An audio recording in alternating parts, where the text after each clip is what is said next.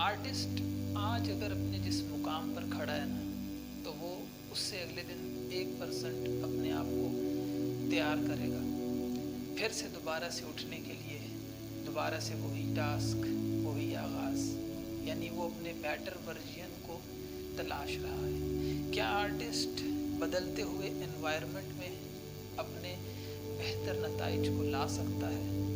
और इस नतीजों में आर्टिस्ट को जो सब स्किल्स हैं, प्रायोरिटीज़ हैं या उसकी मैं है, वो किस तरह से अपने आप को कंसिस्टेंट रख पाएगा?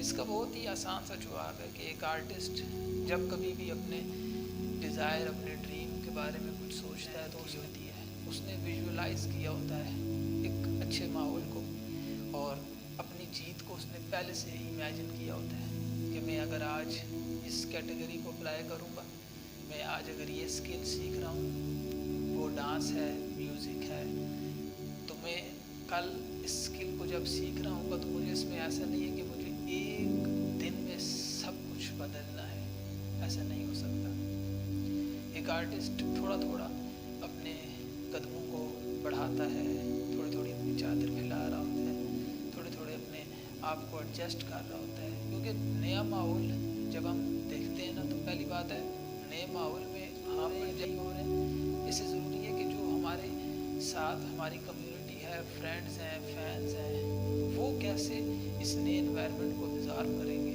क्योंकि एक आर्टिस्ट तो चलो मुश्किलात आसानियों में बदल देता है, लेकिन जो उसकी कम्युनिटी है उस मुश्किलात को आसानी बदलेगी। तो आर्टिस्ट सिंपली उनको फीडबैक देते हैं, टाइमली फीडबैक जो होता है वो आर्टिस्ट हमेशा से अपनी स्किल्स के ज़रिए शेयर करता है। वो आर्टिस्ट की नई मूवी हो सकती है, नई पेंटिंग हो सकती है, नई उसकी एक ऐसी पोस्ट हो सकती है कि जो सबको हैरत ज़दा कर दे, या लोगों के अंदर क्यूरियोसिटी आ जाए कि ये जो आर्टिस्ट ने अब हमारे साथ शेयर किया है ये उसकी नई स्किल है। और अब फिर क्या होगा? फिर यही होगा कि आर्टिस्ट को कॉपी किया जाएगा और उसके कंटेंट पे कॉपीराइट आ जाएगा, जिसके बाद आर्टिस्ट सिर्फ ये चेक करेगा कि कौन मेरी जो फॉलोअर हैं, जो मेरी स्किल्स हैं, उनको फॉलो कर रहा है। और ये एक सारा इन्वायरमेंट बिल्डिंग होती है कि नए इन्वायरमेंट ऐसे नहीं बन जाते।